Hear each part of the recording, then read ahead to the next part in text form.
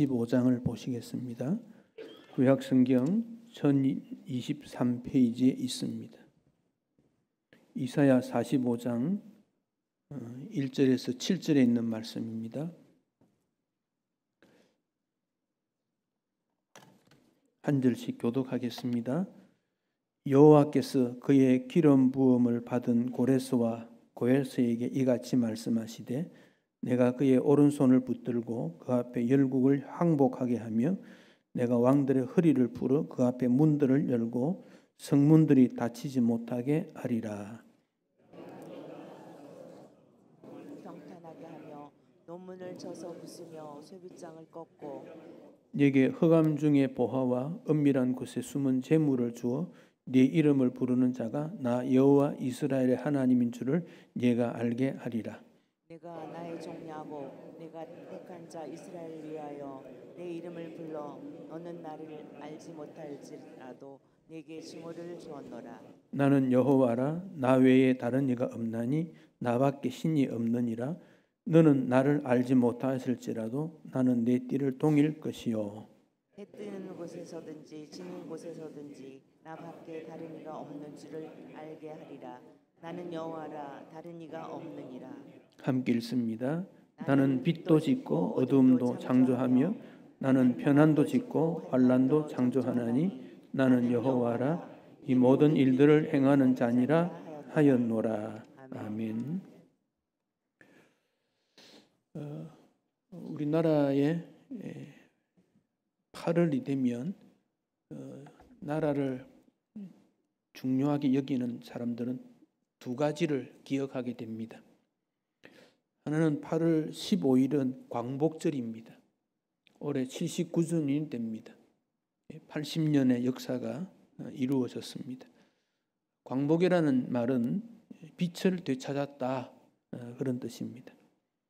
어쩌면 기독교적 용어일 수도 있습니다.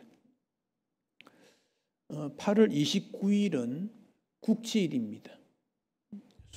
경술국치일 그렇게도 말하지요.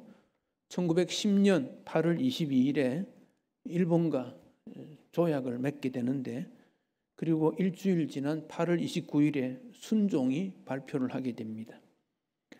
그때 순종이 서명을 했나 안 했나 논쟁이 있습니다.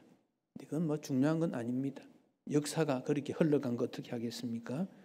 그래서 8월 15일은 광복을 기념하지만 8월 29일은 나라의 부끄러운 그런 날임을 또 잊지 말아야 하겠습니다. 나라라고 말할 때 세 가지가 조건이 있습니다. 국민, 백성이 있어야 되고 땅이 있어야 되고 주권이 있어야 됩니다. 우리는 대한이라고 하는 대한민국 백성이라고 하는 한민족이 있습니다. 한반도가 있습니다. 근데 주권을 일본에게 빼앗겼기 때문에 우리는 자유를 잃게 된 것입니다. 그 결과로 젊은이들은 징병, 여인들은 정신대, 노동자들은 징용, 독립을 외치는 자들은 망명을 가거나 혹은 숨어 살아야 되는 그런 아픔이 있었습니다. 참 자유가 무엇인가 우리에게 생각하게 하는 역사이기도 합니다. 미국의 그 자유의 여신상 뉴욕에 있는 거지요. 1886년에 미국 독립 100주년을 기념해서 프랑스에서 선물을 했는데 그 명칭이 세계를 비추는 자유입니다. 세계를 비추는 자유. 그 여자의 모습이지요. 조각가가 자기 어머니 얼굴을 본따서 조각했다 그러는데 그 여신상의 왼손에는 독립선언서를 갖고 있고 오른손에는 횃불을 이렇게 들고 있습니다.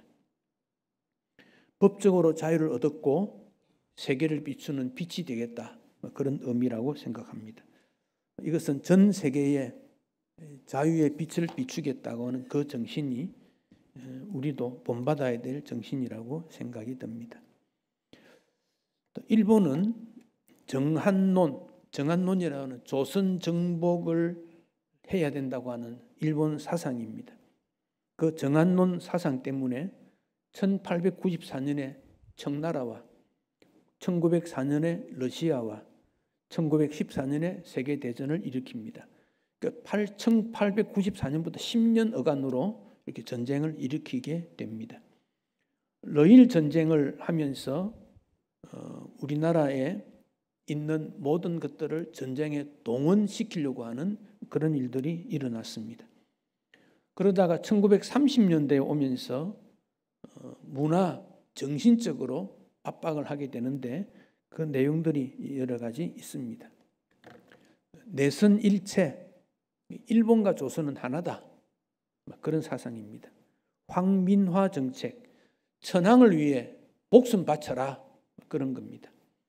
황국 신민 서사, 일본에게 충성하는 서약을 암송하게 만듭니다. 장씨 개명, 일본식 이름으로 바꾸는 겁니다. 궁성 요배, 매일 아침에 도쿄에 있는 신사를 향해서 절하게 하는 겁니다. 신사 참배, 종교의 자유를 억압하고 국가 의뢰인이 신사를 참배해라. 지역 곳곳에 신사를 만들었습니다. 이전에 국민학교를 초등학교 이름 바꿨는데 국민학교라는 말을 황국신민학교의 줄임이라 그래서 지금은 초등학교를 사용하고 있지요. 학교 이름까지도 그렇게 만들었습니다. 그들이 내세운 사상은 우민화 정책이라 그럽니다. 일본의 역사, 일본의 사람이 되는 교육을 시킨 겁니다. 일본 역사, 지리, 문학, 정치를 가르쳤습니다. 조선의 역사, 지리, 문학은 다 왜소시켜 식민지다 그렇게 만들었습니다. 1940년대에 공출이라고 해서 식량과 전쟁에 필요한 물자들을 강제로 약탈해 갑니다. 국내에 260여만 명, 일본에 약 70만 명, 약 330만 명을 강제로 노동자로 끌고 갔다 그럽니다. 광산이나 공장에 지원 학도병으로 징병으로 끌고 갔습니다. 여성들은 근로보급대, 근로정신대로 끌고 가서 평생을 불행하게 만들었습니다. 이것이 종교계에도 들어와서 1938년 9월에 장로교 총회에서 신사 참배를 결의하게 되고 그것 때문에 기독교가 분열되고 신앙의 자유를 빼앗긴 적이 있습니다. 그러자 신사 참배 강요 금지 청원 운동, 신사 참배 거부 운동을 교회는 하게 됐고 그 결과로 많은 분들이 순교를 당하게 되어졌습니다. 일제 밖으로 2,000여 명이 투옥되고 200여 교회가 폐쇄당하고 50여 명의 순교를 당했습니다. 예배 드릴 때도 일본 나라를 위해서 기도하고 설교하라고 했습니다. 심지어 예배할 때 헌금을 일본에 전쟁하는 데 가져가기도 했습니다. 1937년부터 3년 동안 장로교회는 국방헌금 158만 원, 율병금 17만 2천 원, 율병금은 격려금입니다. 무은장구 기도회 8,953회, 시국 강연회 1,355회, 전성 축하회 604회, 위문 1,801회를 치렀다고 합니다. 1942년에 조선 장로호라고 하는 이름을 붙인 비행기입니다. 비행기. 헌금 가지고 일본 사람들이 비행기를 샀고 기관총 7정을 구입하는 데 쓰고 미군과 싸워 이겨달라고 했습니다. 감리교에서도 1944년에 감리교단호라고 하는 비행기를 세대값 21만 원을 일본을 위해 헌납했다고 합니다. 돈이 모자라면 교회 부동산을 처분하고 교회를 폐쇄해서 그 재산을 끌고 가는 그런 일이 일어나게 된 것입니다. 참 안타까운 일입니다. 신사참배 반대에 대해서 많은 분들이 있는데 우리 박관준 장로라는 분을 우리는 기억하는 것이 좋겠습니다. 이분은 평안북도의 아주 부잣집의 아들로 태어났습니다. 젊었을 때는 좀 방탕했습니다. 질병도 있었는데 나이 30살에 십자가 종교로 들어가라고 하는 영적 음성을 듣고 1907년 평양 장대현 교회 부흥에 참여해서 크게 은혜를 받았다고 합니다. 박간주는 주권이 없는 이 나라가 어떻게 하면 나라를 위해 도울까 생각하다가 의사가 되어야 되겠다고 생각하고 1912년에 서울에 와서 의학 공부를 하고 의사가 됩니다. 그가 십자의원이라는 병원을 개원했고 치료비도 받지만 무료 봉사가 더 많았다고 합니다. 또 그는 전도에도 많이 힘썼는데 그 철종의 사위였던 박영효, 또 고려대학의 설립자 김성수, 문학가 이광수에게도 복음을 전했다고 합니다. 박영효는 나중에 그리스도인이 되고 김성수도 기독교에 깊은 관심을 가졌고 이광수는 불교인이 되고 말았습니다. 1935년 박간준 60세 때 나를 위해 피를 흘릴 자 누구냐라는 기도 중에 음성을 듣고 제가 흘리겠습니다. 그리 대답하고 장로교 27회 신사참배 가결에 반대하기 위해서 미남이 총독을 면회하려고 했는데 13번 신청했는데 거절당합니다. 그래서 편지도 막 보내고 경고도 하고 그랬습니다.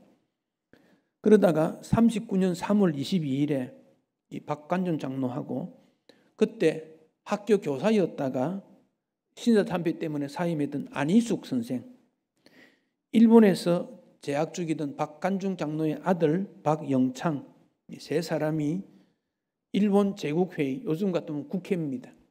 국회에 들어가서 회의를 할 때 종교 법안 제정 반대, 기독교의 국교화 반대, 신사참배 반대 강요, 양심적 교육자 투옥 철폐, 그런 것들에 대한 경고문을 써서 관중석에 있다가 밑으로 던져가지고 그 국회가 난장판이 되고 그는 체포를 당합니다. 한국으로 보냄을 받은 다음 6년 동안 옥고를 치르다가 1945년 1월 1일부터 금식기도에 들어갔습니다. 금식기도 70일째 3월 10일에 내일 밖으로 나가 3일간 성경 가르치고 하나님을 오라, 그런 음성을 들었다 그럽니다.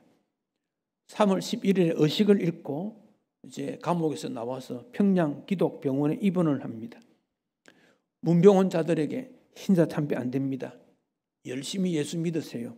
그러다가 3월 13일에 나는 책임을 다하고 하나님 아버지께로 간다. 그리고 죽었습니다. 하늘 가는 밝은 길이 내 앞에 있으니 찬송을 부르며 해방을 원했지만은 해방 5개월 앞두고 죽었습니다. 우리는 이런 분의 이름은 한 번쯤 듣는 것이 좋다고 생각합니다. 안희숙 선생은 해방 이후에 감옥에서 나왔다가 미국으로 가서 목사와 결혼해서 사모가 됩니다. 그래서 안희숙 선생을 안희숙 사모 이렇게 부르는 이유가 거기에 있고, 죽으면 죽으리라 하는 책을 기록해서 많은 분들에게 감동을 주었습니다. 그 이후에 주기철 평안남도, 이희선 평안북도, 한상동 경상남도,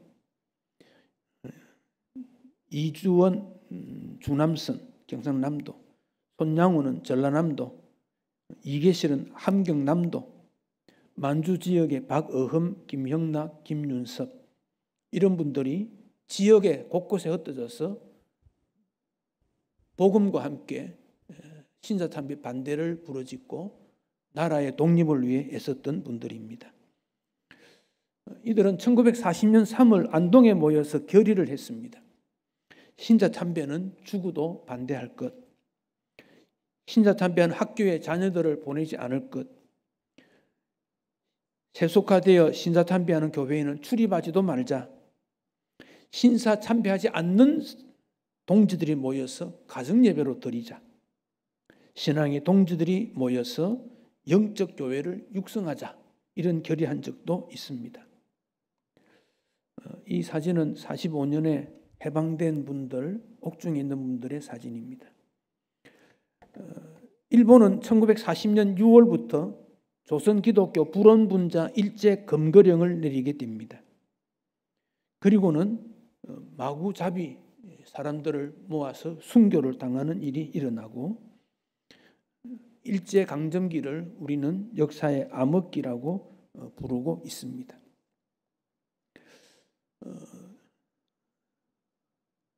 어느 경상도에 한 처녀가 결혼을 했습니다.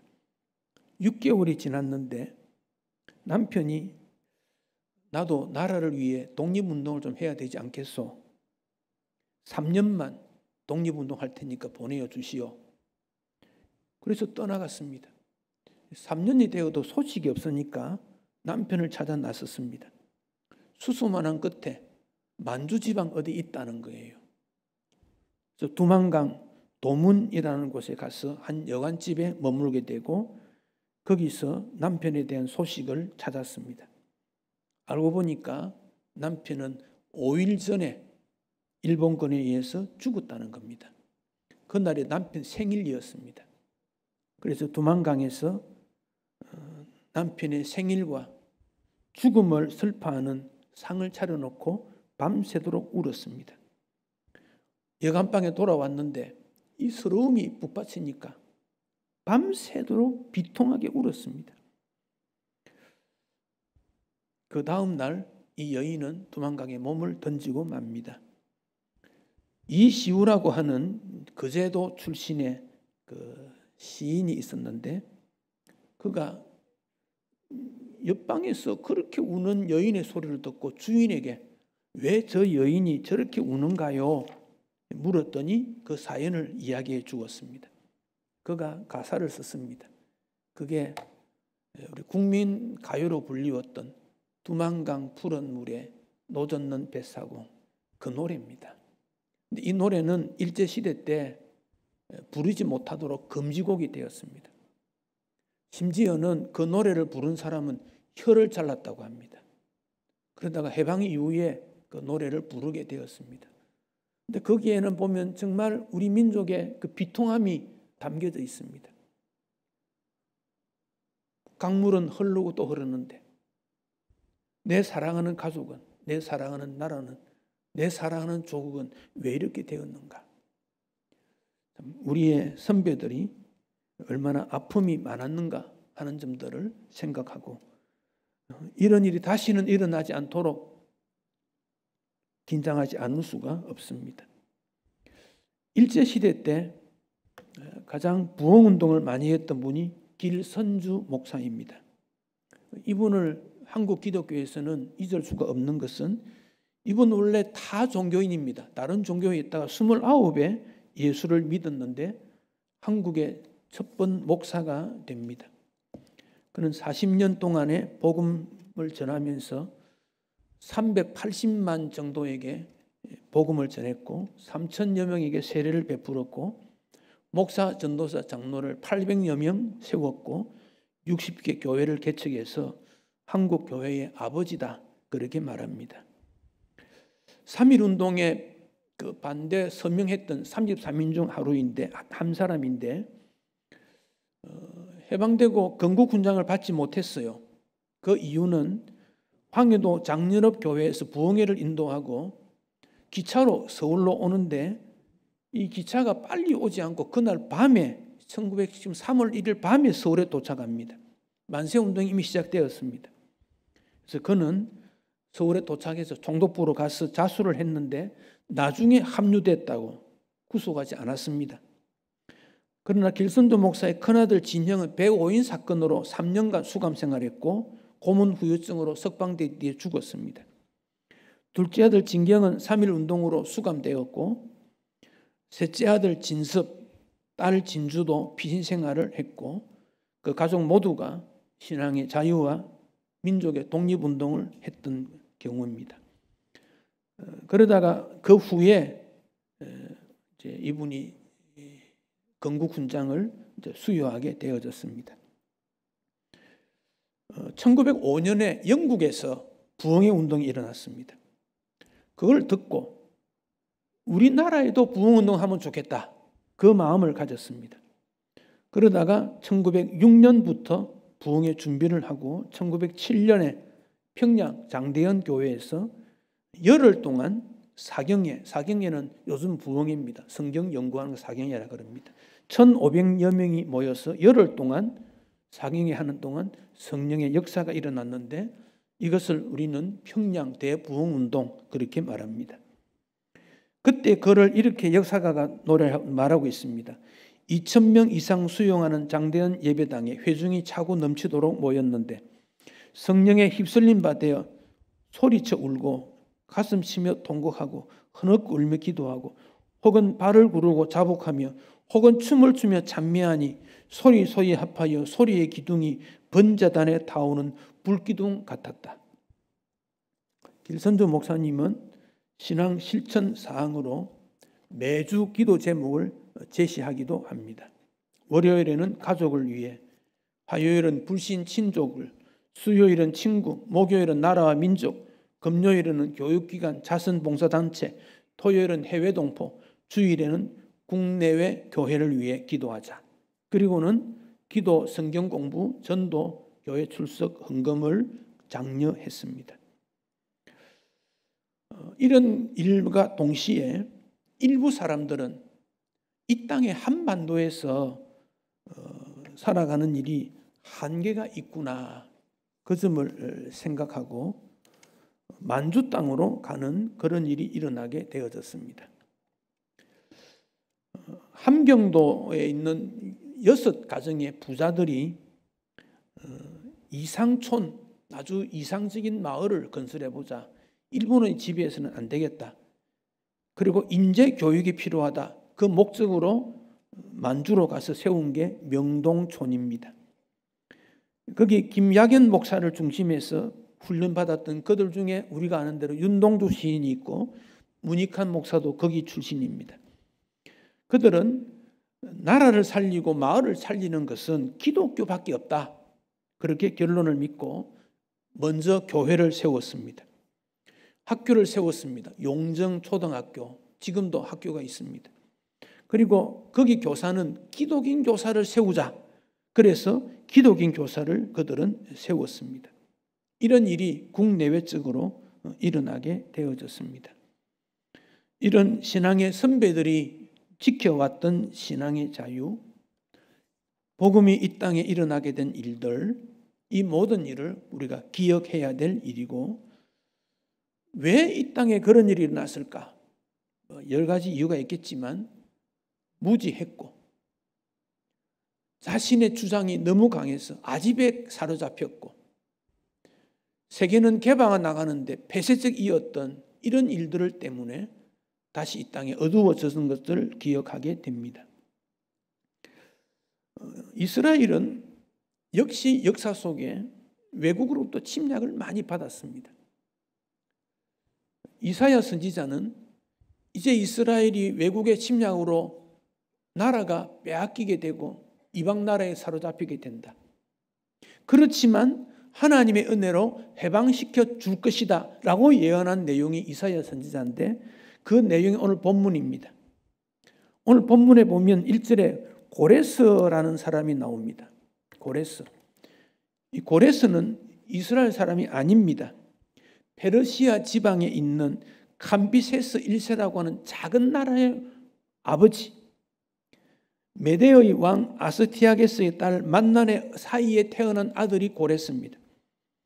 이 고레스가 나중에 왕이 되는데 왕이 된 다음에 페르시아 전체를 통합합니다. 9년 뒤에 외조부가 통치는 메데까지 다 통치하게 됩니다.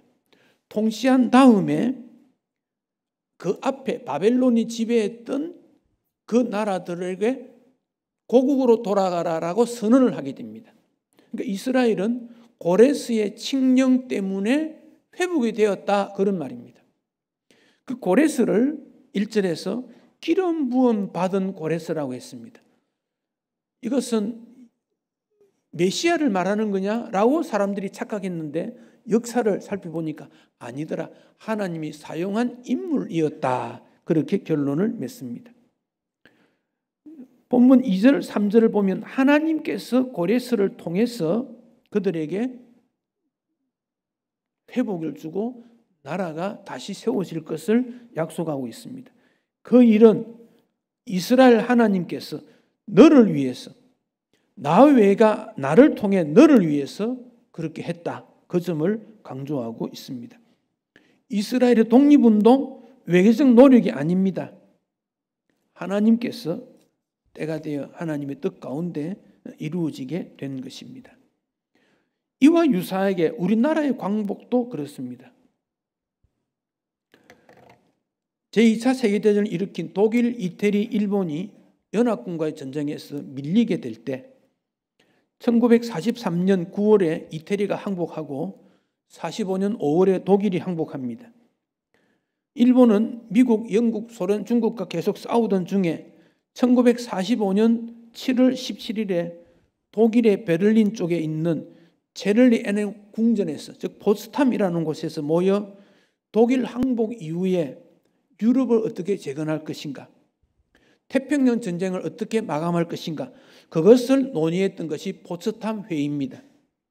거기서 선언을 하는데 일본은 무조건 항복하든지 그렇지 않으면 전쟁에 패할 거다, 그 점을 말하게 된 것이 포츠담 선언입니다. 그러나 일본은 무슨 소리 하는 거냐, 우리는 그럴 수 없다, 끝까지 전쟁하겠다. 그럴 때 미국의 트루만 대통령이 1945년 8월 6일에 히로시마에, 8월 9일에 나가사키에 원자폭탄을 터뜨리게 됩니다. 두 도시는 폐허가 됩니다. 그러자 8월 15일에 일본의 왕이 무조건 항복합니다. 쇼와 천황이 떨리는 목소리로 항복을 선언하게 된 것입니다.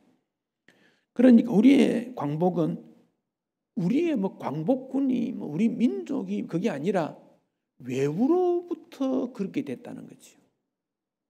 그럼 그 외부는 무슨 힘이냐? 여러 가지 해석을 할 수 있겠지만 우리는 하나님께서 우리 민족을 향하신 선물이라고 저는 생각합니다. 그 시대의 지도자나 원자폭탄이라는 게 지금 각 나라에 만들어져 있습니다. 몇 나라가 있지요. 터뜨린 것은 이때가 처음입니다. 앞으로 이건 터뜨리지 않아야 되리라고 생각합니다. 나라가 광복이 되고 해방이 되었는데 더 큰 혼란이 일어나게 된 것입니다. 일제의 36년뿐 아니라 그 앞에 있던 양반 상놈 사회적 어떤 관념에 일어났던 어수선한 일들 뿐만 아니라 개인이 추구하는 삶의 목표의 차이점, 그동안 교회 지도자들이 보이지 않게 지도력을 감당했는데 그 지도자들이 이제는 사라지게 되고 일본의 탄압으로 죽게 되고, 그런 가운데서도 이 나라의 건국을 위해서는 교회를 중심으로 교육받은 지도자들을 통해서 일어나게 된 것입니다. 이승만, 김구를 중심으로 하는 기독교 지도자들, 건국준비위원장이었던 여운형 씨는 승동교회 전도사 출신입니다. 건국준비위원회 지방위원장들도 역시 목사와 장로들이었습니다. 그렇다면 한국의 광복 이후에 혼란과 무질서했던 것을 기독교 지도자들이, 숫자는 많지 않았습니다마는 큰 역할을 했다는 것 생각하면서 오늘 교회의 지도자들은, 교회의 성도들은 뭘 하고 있는지를 다시 한번 생각해 보아야 할 것입니다. 광복은 광복되었지만 완전한 광복은 아니다. 그게 우리의 판단이고 평가 아니겠습니까? 남북으로 나누어진 것도 말할 것도 없고 국내 안에서도 뭘 그렇게 차이가 난다고 다투고 갈등하고 손가락질하고 그렇게 하고 있느냐는 겁니다. 참 자유냐, 안타까움을 가지게 됩니다. 일제 점령 속에서 선교사들은 우리의 젊은이들을 향해서 교육 선교에 앞섰던 것을 생각하게 됩니다. 언더우드 선교사는 언더우드 학당을 세웠는데 고아를 중심에 모았습니다. 그 언더우드 학당이 지금의 경신학교입니다. 1988년 2월입니다. 같은 해 1885년 6월에 아펜셀러가 학교를 세우는데 교훈이 크고자 하거든 남을 섬기라. 예수님 정신으로 그들은 학교를 세우는데 스크랜턴 의사의 집에 방 2칸을 빌려다가 이겸라 고영필에게 영어를 가르치는데 이것이 배제학당의 전신입니다. 2명 학생이 16명이 되니까 민가를 사서 교실을 만들었는데 고종이 배제학당이라고 이름을 지어주었습니다. 스크랜턴 부인이 조선의 여성들을 위해서 이화학당을 공부하게 되어졌습니다. 세우게 되었습니다. 지방에도 평양에 1894년에 숭실대학, 1903년에 숭의여학교, 대구에 신명여학교와 개성학교, 광주에 숭일학교, 수피아여학교, 지역마다 학교를 세워졌습니다. 희망을 잃었던 젊은이들이 학교에 가서 공부를 하며 민족의식을 깨우쳤습니다. 세계를 보는 눈을 가지게 되고 그들은 독립투사로 나라를 위해 섬기게 된 것입니다. 오늘의 학교의 기능이 어떠해야 되는가를 우리는 부분적으로 생각하고 교회는 이런 후손들을 위한 참교육의 중심지가 되고 기존 학교뿐 아니라 복음을 통한 학교가 될 것을 다시 한번 다짐해야 될 것입니다. 이때 경제적으로 어려워져 가는 것을 보고 물산 장려운동을 일으킨 분이 조만식 장로입니다. 평양에서 조만식 장로는 1920년 7월 20일에 조선 물산 장려회 발기인 대회를 개최하며 1923년에 서울에서 전국적 운동을 일으키는데 크게 3가지입니다. 첫째는 옷입니다. 옷. 무명 배 두루마기, 검정 물감의 무명 치마 이런 거 입자. 설탕, 소금, 과일, 음료를 위한 음식은 우리의 것으로 하자. 일상용품은 우리의 것으로 하고 부득이한 경우 경제적 실용품으로 사자. 이것이 기초가 되어서 민족 산업 기반을 일으키고 나라의 경제를 새롭게 했던 일들입니다. 그 후에 여러 이념과 과정을 통해 6.25 전쟁이 있었고 해방을 맞게 되고 오늘 교회를 통해서 오늘 우리에게 이르게 되었습니다. 교회는 희망과 성장, 발전이라는 메시지를 전하게 되는데 이게 한국의 상황과 밀접하게 연관이 되어졌고 사람들을 하여금 용기를 맺도록 소망을 주기 위해서 특별 새벽기도, 부흥회, 수양회, 총동원 전도주일, 이웃 초청, 노방전도, 기도 특강도, 릴레이 기도회 이런 일을 통해서 역사식 속에 민족과 사회를 품는 교회가 되도록 교회는 노력해 왔습니다. 사랑하는 성도 여러분, 광복 79주년을 맞는 우리가 뭘 해야 될 것인가? 하나님께서는 이사야에게 해 뜨는 곳이든 지는 곳이든 나밖에 다른 이가 없다. 하나님 중심이다. 그 점을 강조하고 빛도 어둠도 창조하고 편안도 환난도 창조하는 여호와 그 하나님을 온전히 섬길 것을 외치고 있습니다. 이사야 60장에 가면 일어나라 빛을 발하라. 이사야 시대에 이스라엘은 가장 부흥했습니다. 그러나 이스라엘 백성들의 정신은 그렇지 못했습니다. 그래서 앞으로 하나님의 심판이 있고 다시 회복이 있을 거라는 걸 말씀하며 지금 일어나야 된다. 빛을 발하야 된다. 하나님의 영광의 빛이 너희에게 있지 않느냐라고 말씀하고 있습니다.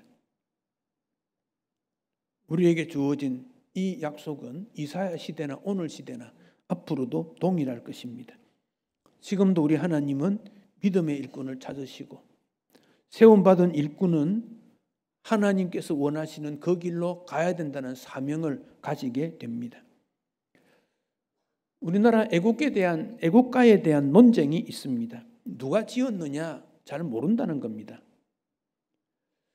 그런데 미국 에모리 대학에 보유되어 있는 윤치호 장로의 친필이 있습니다. 그 애국가 가사입니다. 1907년에 윤치호 장로가 애국가 가사를 썼다면, 이런 설이 있으니까 다른 게 없다면 그 일이 맞다고 봅니다. 그 애국가 가사는 우리나라 1908년에 15곡에 된 찬송가가 있습니다. 그 찬미가라 그럽니다. 지금 우리는 아주 멋있는 게 있지만 그 당시 15개 곡으로 된 찬미가가 발행됐는데 14번째가 애국가가 들어있습니다. 그래서 교회에서 그걸 불렀습니다. 일제 때문에 못 부르게 한 것이고 찬송에서 뺀 것입니다. 이 가사는 그때 처음에 불리웠던 가사 내용입니다. 우리의 내용과 별 차이가 다르지 않습니다. 동해물과 백두산이 마르고 닳도록 하나님이 보호하사 우리 대한 만세. 남산 위에 저 소나무 철갑을 두른 듯 바람 있을 불변함이 우리 귀상일세. 가을 하늘 공활한데 구름 없이 높고 밝은 달은 우리 가슴 일편단심일세. 이 귀상과 이 마음으로 님군을 섬기며 괴로우나 즐거우나 우리나라 사랑하세. 이게 지금의 내용과 같습니다. 그러니까 하나님 사랑하는 그가 나라 사랑이었다는 것을 우리는 기억할 수 있습니다.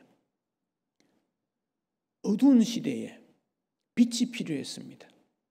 나라에 빛이 필요했습니다. 이 광복입니다.